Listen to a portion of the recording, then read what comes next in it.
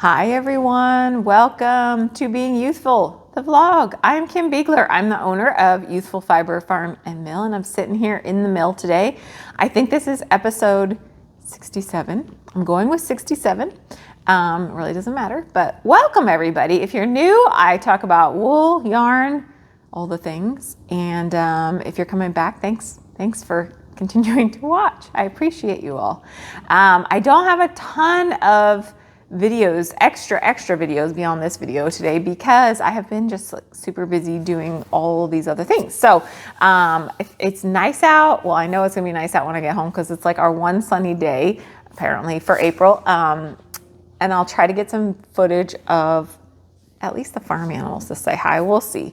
I've got to get my dogs out for a walk because it's a sunny day. So we'll see how it goes. And I've got to get myself out for some sun. Anyway, welcome. I am going to answer some questions. That's how I thought I would start it out because I finally remembered to look at, or not to look, but to bring some of the questions along with me that you guys have been asking. So seriously, these are from so long ago that some of you probably don't watch anymore. And some of you have forgotten you even asked this question. So you may hear your name and you'll be excited. It looks like I have like a spinning wheel, there's a lot of spinning wheels sitting there. Okay, so let's get to answering some questions that you all have, and then I'll talk about a few other things. That was a very big buildup. Okay, first off, Sharon asked like 18 million months ago if the house we live in is the original farmhouse. So Mitch and I do not live in the original farmhouse. When we first moved home, or when Mitch moved home, when we moved home, however you want to say that, we did live in the original Century Farm house. We have since gotten our own place. So that's where we live currently, is on our own property with a couple of acres and our animals. So we're a little bit separate as far as work and home, kind of. So if I have a picture of the Century Farmhouse, I will show it. But our house, I think, is early 1900s. It is a project of a project of a project.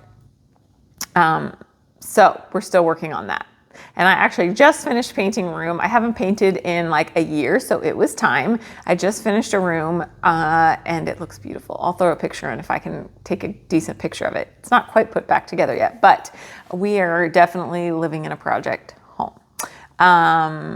The grass seed farm is where the Century Farm, like where the hub of the grass seed farm, like where all the warehouse and all of the equipment is stored, that is the Century Farmhouse. So we lived there for a little while. Okay, Karen asked if I have help at the mill or if I am flying solo. And I fly solo here at the mill, other than all of you who support me and all the people that come in and support me, and lots of cheers and hurrahs, which means everything to me.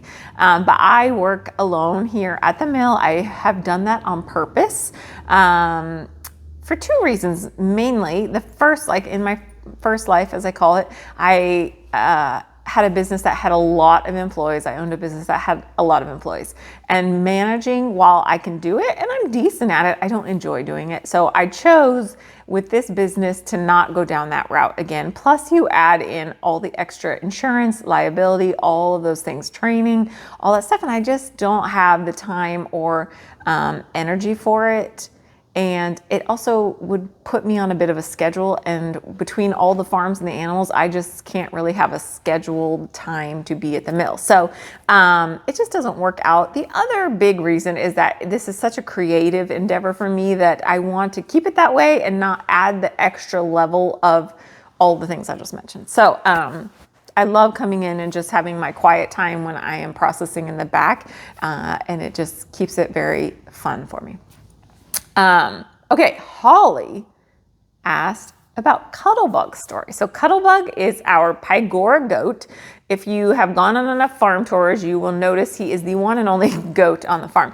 We actually did have another goat who I still bring up to Mitch, Gertie the goat. Some of you, I don't think I had my vlog yet, but some of you probably knew her story because she came when we rescued June and June's sister Minnie, who was a mini horse. We also rescued Gertie, unplanned, but she ended up stealing my heart. So she lived with us for a little while. She lived out her last, I'm gonna say 8 months we had her before she couldn't get up one day. And so she was my heart goat. If there is a heart goat, Gertie was my heart goat, and I will always be looking for another Gertie. Cuddlebug is second heart goat, of course. We adore him. He is actually Mitch's, like, I think he's his favorite animal on the farm. He's a Pygora goat. He came to us actually from the person that owned the mill. The person that owned the mill before me had alpacas and Cuddlebug. And she had gotten Cuddlebug as a bottle baby, and he had always, from the time he came to live with them, as a bottle baby, meaning that he needed to be bottle fed because his mom rejected him or whatever happened. So they took him at a very, very young age. They raised him, bottle fed him, and he lived with alpacas his entire life. So he hasn't actually seen a goat since he was like probably 3 days old. So because he lived with the alpacas there, I thought, okay, he kind of came with the mill. It was the last animal she had. She needed a home for him, and he's like older and sweet, and he has beautiful fiber, so why not? So when he came to live with us, we just went ahead and naturally said, well, let's just put him in with the alpaca, because we otherwise didn't really have a good fit for him anyway. So since he lives next door, the sheep a lot of times are in the pasture next door. He likes to headbutt them through, and he would probably, I'm sure he would be all right with the sheep, but he's very happy with his alpaca. Yeah, that's kind of the Cuddlebug story. So he's our one and only goat at this time, although if another old Nubian goat with big, beautiful ears comes along, I will be the first one to grab her up and take her in. But Cuddlebug is a very sweetheart. He is a great goat. He doesn't try to escape. He just wants to hang out with his alpaca. And in fact, if you like shearing day or any other time where we've had to move him away from his girls, he does not do well. So that's Cuddlebug's story. He thanks you for asking, Holly. Okay, Kristen asked, again, this is a long time ago, so if she's watching, she's gonna laugh. Because maybe this already happened. She asked, what kind of ideas or what would you need basically if you decided to impulsively bring a sheep home one day? And I'm a great one to answer this because I basically impulsively brought a sheep home one day, and that's how all of this got started.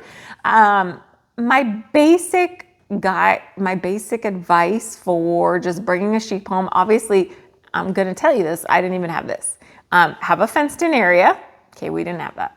We didn't have that when I brought my sheep home. So we had a little stall space, and we set up literally like little T-posts in this mini tiny yard space outside of the barn space for him. So that Tweedle was our first one that came home, so that he had a place to graze, but he could this is just the story of my life. And luckily my husband loves me for it. I think he loves me extra for it. So having a fenced space for them would be ideal. Although, as I've said, you can make it work out really quickly. Shelter is lovely. It's not necessary, but I would recommend it highly. It gives them a place to get out of the sun, get out of the rain, get out of the inclement weather. So a little shelter doesn't have to be anything big or anything fancy, but just like a lean-to type of thing that is enough space for them to get in and stay out of the elements. Grass would be great. So your fenced-in space having grass is ideal because they are pasture animals. Other than that, I give my sheep some kibble. It has extra minerals and stuff in it, and they do have minerals, like a loose mineral that's in a little feeder that they can throughout the day eat on. But sheep are pretty low maintenance. So if you just were like at Black Sheep Gathering come the end of June and you were like, I'm gonna grab a sheep, trust me, you wouldn't be the first one. Basically having a safe place for them to stay with some grass and water. I forgot water. I mean, they need food and water and a little bit of shelter and a space that's going to keep them safe, right? So there's really not that. I say just do it. Just bring a sheep home. Okay, I hope that helped for anybody thinking about that. I honestly swear by my sheep are easier than my dogs to keep. If you have kept dogs alive or cats, you can keep sheep alive. I mean, they do need some stuff and you will need to learn some new stuff, but in general, they're fairly low maintenance animals. So Somebody asked, and I don't remember if they were asking what context, but they asked about woolen versus worsted. I think they were asking which I prefer to spin. And there's so many ways that I could answer this. At the mill, I spin a semi-worsted yarn. I think I've talked about that, but just how my mill is set up, the yarns that I put out are a semi-worsted yarn. As a hand spinner, I am, and this will lead into the next conversation, I am a long draw spinner. I started out as short forward. I now spin long draw because I make a much loftier yarn, a lot squishier yarn, less dense, more squishy, and I love the pace at which you can spin long draw. So, and long draw is a woolen spun yarn. In theory, you're spinning a woolen spun yarn. Obviously, it also not so obviously. It also depends on the fiber prep, but generally speaking, you are spinning a woolen spun yarn when you are spinning long draw. So I prefer woolen. I am trying to branch myself out a little bit, and on my little Nano E spinner, I am spinning a worsted short forward yarn just to keep myself on my toes, and because I teach it, and so it's nice to do it fairly often. But in general, I like a woolen spun yarn because I am like, wow, this is taking forever with the short forward. So leads into my next topic of one of the millions of things that I have been doing that has kept me from showing you extra videos. I will say I'm working on Fiber Club. It actually, the last package just went out the door, our monthly Fiber Club. Holy cow, this fiber. It's beautiful. There is extra, but my Fiber Club people get first dibs at it. And after that, everybody else will. And I will show it on the next one. I didn't want to show it this time because it so literally just went out the door. So I have been working on that. I went on a wool buy. I've been doing things, but I also put out my mini course finally. So if you are not on the newsletter or you're not on Instagram or Facebook, I finally put out my long draw course. It is a mini course. It's available now on my website. It's $37. If you're on the newsletter, there is a discount. So if you get my newsletter, my weekly newsletter, there is a discount in there. So jump over there, get the discount code before you go to buy it because it'll save you 20%. So it's a mini course. It's got over 30 minutes. I think it's close to 40 minutes of step-by-step videos. You know it, I love it. It took me a while to process this course. Like, I go through a process of brainstorming and then outlining and then recording, and I kept pausing at the brainstorming, outlining, and then like sitting down to record it. So it is recorded. It is out there in the world. People are owning it already, and it's very exciting. So if you are interested in learning to spin long draw, go grab it. Don't forget to get that discount code. It's all pre-recorded. It's like my other online course, which secret is available currently also in the online shop. So if you didn't get the full scale, you want to learn how to spin from scratch, that is available right now in my online shop. So in the Wool School section, if you go to the homepage, hit the Wool School button down in the buttons of all the things you can do, it'll take you to where you can purchase either of those courses. So the long draw course is there. The benefits, if you don't know the benefits of spinning long draw, I can tell you really quickly. The three main benefits are what I basically just said. The speed, oh my gosh, the speed at which you can spin yarn is at least twice as fast, maybe even more, probably even more. The squishy, lofty factor that comes with a woolen spun yarn is unreal. For me, it's everything about why I hand spin. So there's that. And then also because of how it's spun, that woolen lofty yarn makes it a bit warmer even, which for me is wonderful. So jump on there. If you want to start learning how to do long draw, you can do it, I promise. If you're a beginner, this is like a wonderful time to learn to spin long draw because you're not super set in your habits. And so you can a little bit more easily adapt to changing things. I think I had been spinning for years before I learned long draw, and it takes a little bit longer. You can still do it. It's just as making new habits, but it's another tool in your tool chest, right? For hand spinning. So go over and grab it. I will put a link in the show notes. Wonderful. Oh my gosh. The other thing I did, Patreon. I finally started a Patreon account. And I'll tell you that one of the biggest reasons I did this is because people in my courses a lot of them are in the Zoom portion of it, or we do group coaching, and they enjoy it. I enjoy it, and they're like, what's next? Like, but now we've all like come together and we've got this community, and this is so fun, and we're learning and we're talking about wool and we're sharing and we're inspiring. So that is a big part of why I started the Patreon. It gives people that are in my courses a place to go after the course Zooms are ended, and we can still meet up there and still talk and still inspire. It also gives those of you that have already learned all the things you want to learn about hand spinning or just haven't been in one of my classes yet, it gives you a way to get in on this community. There is also my fiber club. There's a Zoom in that too. So if you're a hand spinner and you want fiber in the mail, you could do that too.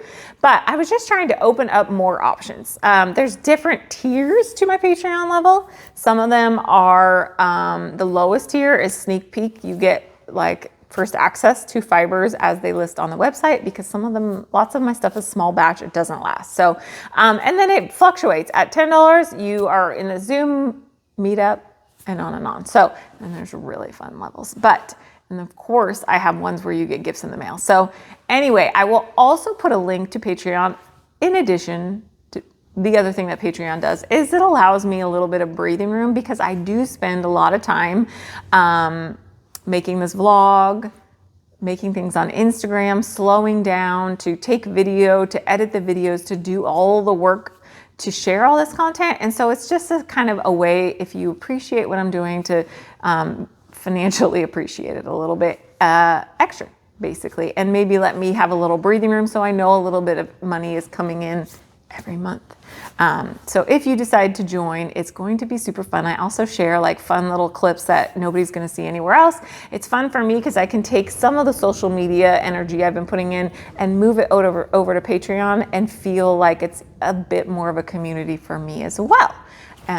So anyway, if you decide to join and be a part of the community, thank you. I'll put a link in the show notes so you can jump over there.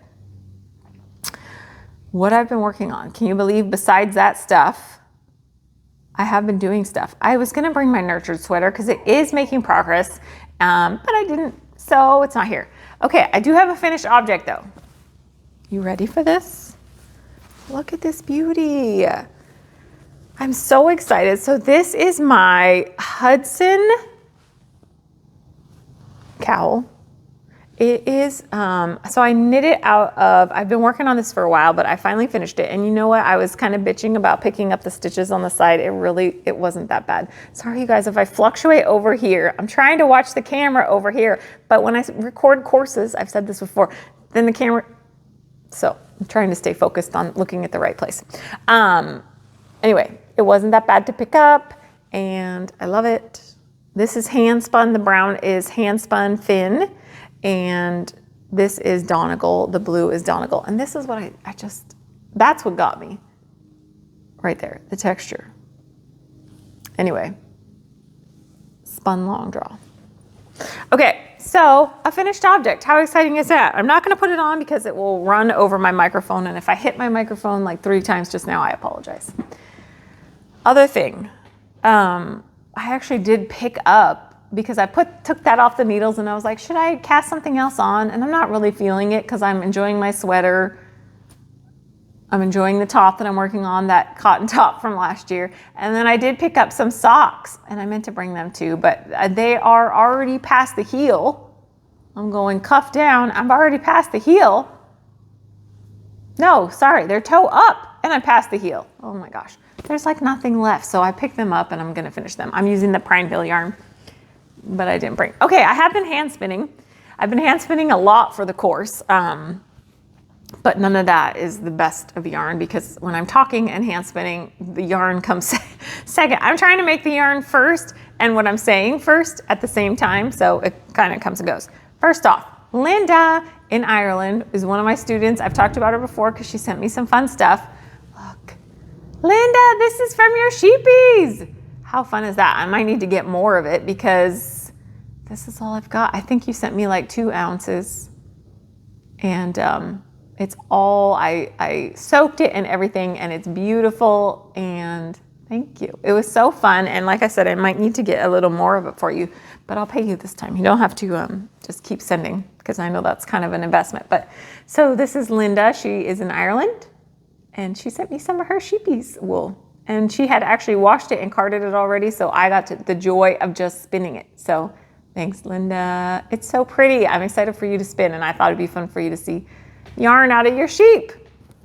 This is some other stuff I've been spinning up. This is from Dresdow, I think, Family Farm. I will put down here exactly the name of the farm.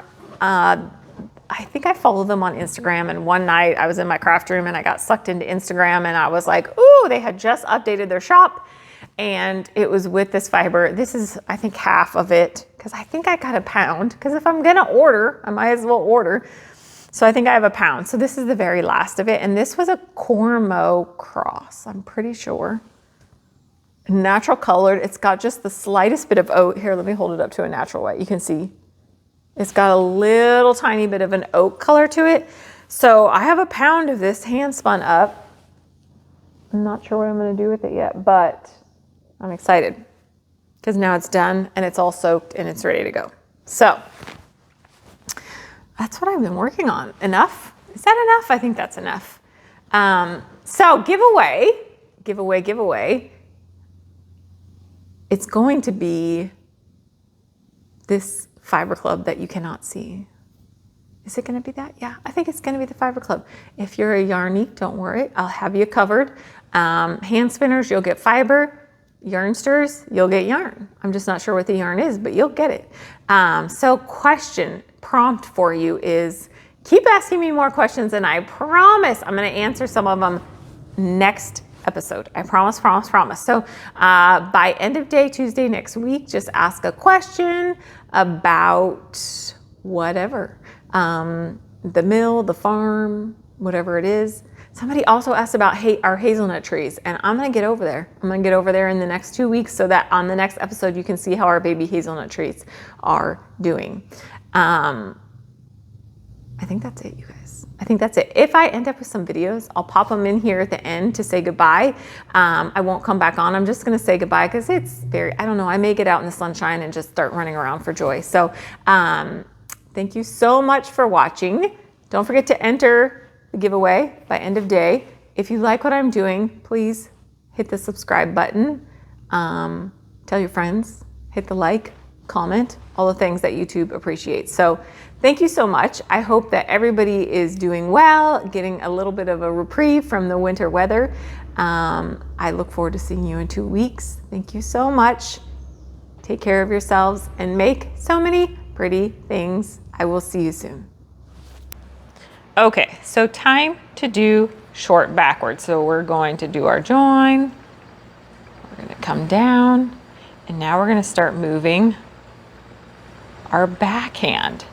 So our backhand is going to start drafting, and our front hand is still allowing the twist to get up to it, pinches, and then moves forward. You see how quickly I want to go back to short forward? So I'm going to pull out because I find that I am less inclined, and you may want to try this too. I'm less inclined to try to short forward if I can. I'm trying to stay in the screen for you. So I do a couple rounds. So I'll do short back, short back, short back, then let this go. Short back, short back, short back. So my backhand is super light. Very light. Any class I teach, I always say try to practice keeping the pressure in your hand as light as you possibly can.